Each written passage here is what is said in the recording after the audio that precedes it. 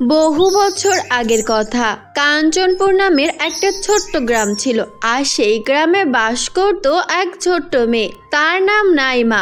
নাইমা তার নানির সাথে নানা বাড়িতেই থাকতো। নাইমা অনেক মেধাবী স্টুডেন্ট ছিল।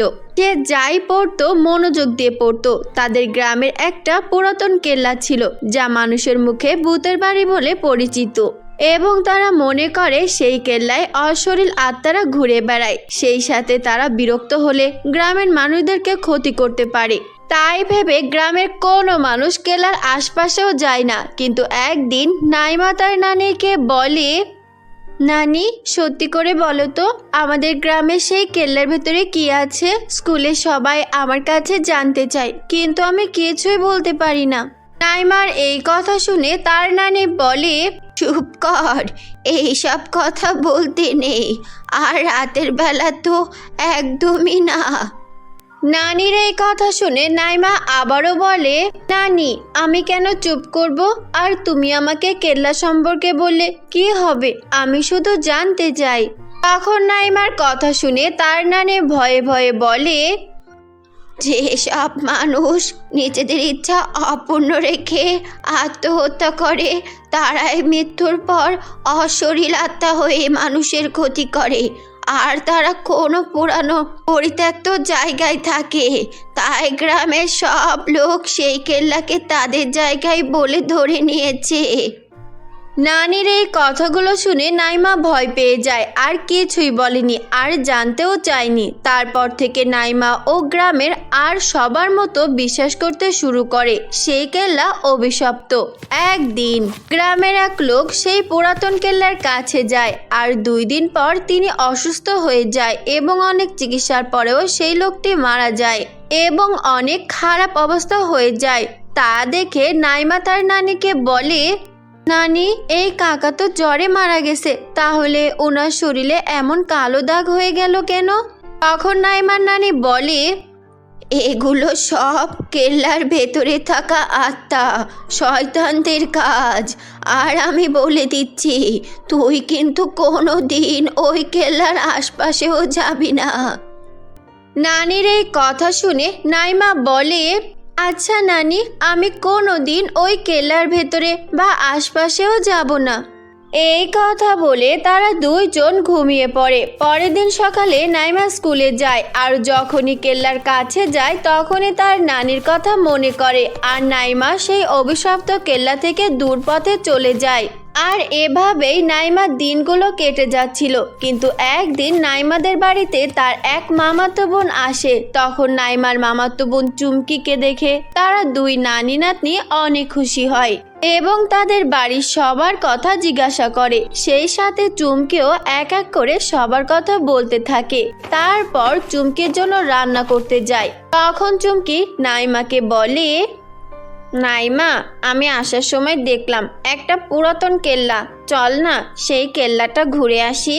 তখন চুমকির কথা শুনে নাইমা ভয় পেয়ে বলে, চুমকি, তুই এই কেল্লায় ঘুরতে যাওয়ার কথা একদম বলবি না, তুই কিছু জানিস না, তাই আমি তোকে বলে দিলাম। নাইমার এই কথা শুনে চুমকি হেসে বলে, নাইমা, তুই এই কথা বলছিস কেন?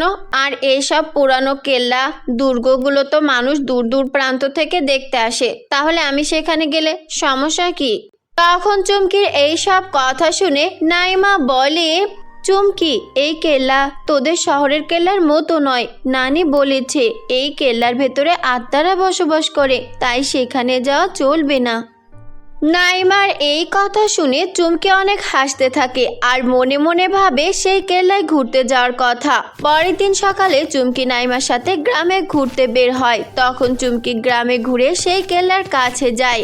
এরপর চুমকি বলে, নাইমা দেখ, এই কেল্লার গেটটা একদম সাধারণ, তাই কেল্লাটাও সাধারণ হবে। আর এখানে ভূতপ্রেত কিছুই নেই, এগুলো সব মানুষের ভুল ধারণা।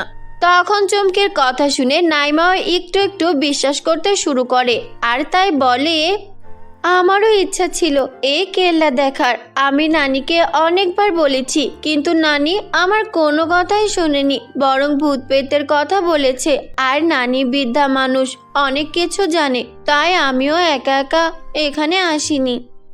তারপর তারা দুই বোন সেখান থেকে বাড়ি ফিরে যায়। আর যাওয়ার পথে চুমকি বলে, নাইমা, কেল্লার বাইরেটা যখন এত সুন্দর তাহলে ভেতরটা তার থেকেও সুন্দর হবে। চল আমরা আজ রাতে সেই কেল্লার ভেতরে যাই।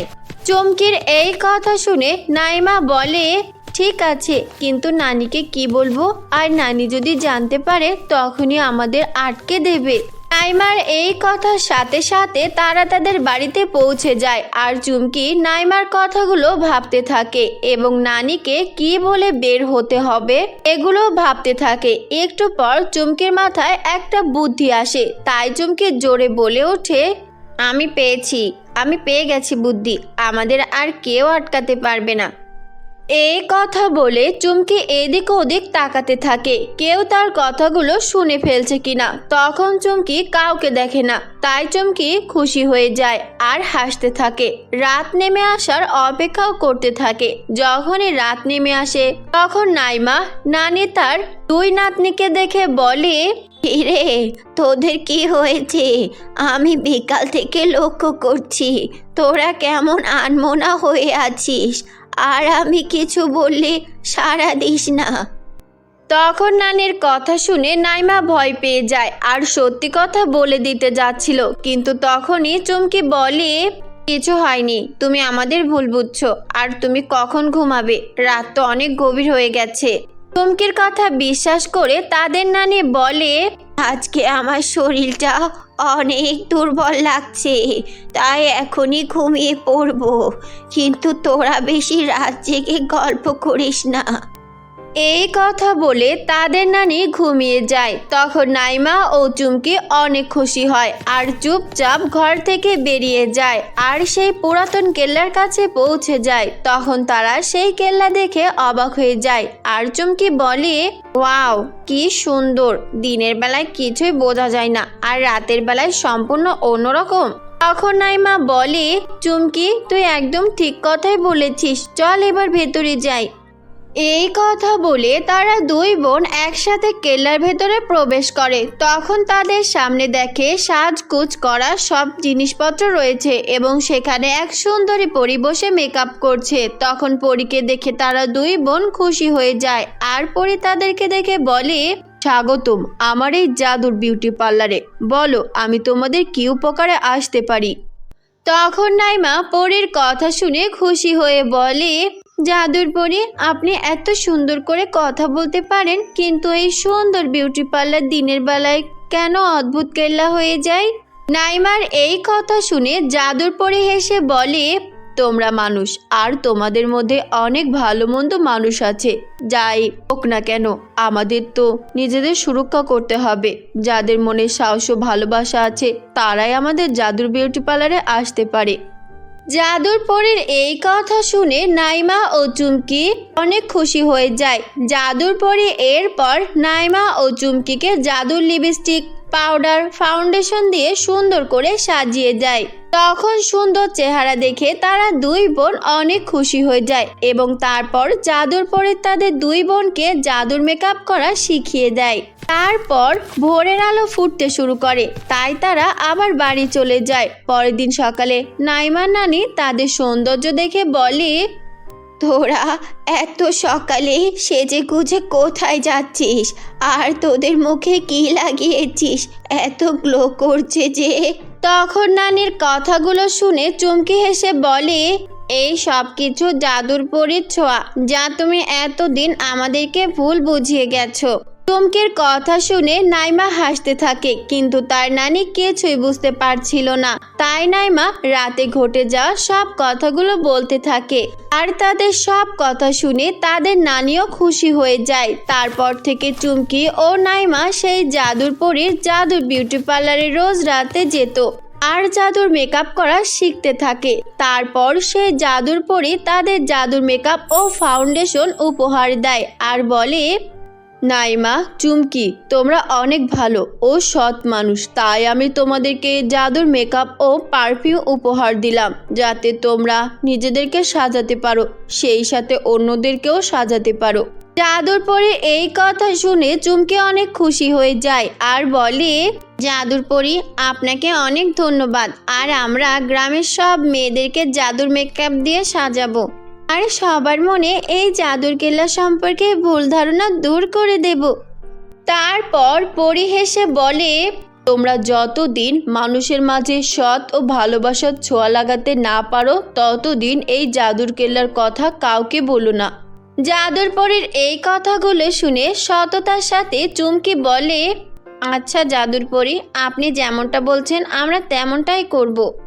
তারপর নাইমা ও চুমকি জাদুর মেকআপ ও পারফিউম উপহার নিয়ে বাড়িতে ফিরে যায় এবং জাদুর পরীর শিক্ষা নিয়ে গ্রামের ভেতরে একটা ছোট্ট বিউটি পার্লার দেয় এবং সেখানে গ্রামের সাধারণ মেয়েদেরকে জাদুর মেকআপ করাতে থাকে।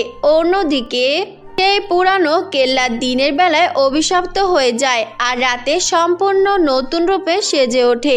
আর নাইমা ও চুমকি গ্রামের মানুষের মাঝে সত্য প্রতিষ্ঠাতা করতে পারে না, তাই জাদুর কেল্লা সম্পর্কে কিছুই জানতে পারে না। তারপর থেকে নাইমা ও চুমকি তাদের বিউটি পার্লারে জাদুর মেকআপ করাতে থাকে, সেই সাথে তারা অনেক টাকা আয় করতে থাকে এবং তারা নানি নাতনি একসাথে সুখে শান্তিতে বসবাস করতে থাকে।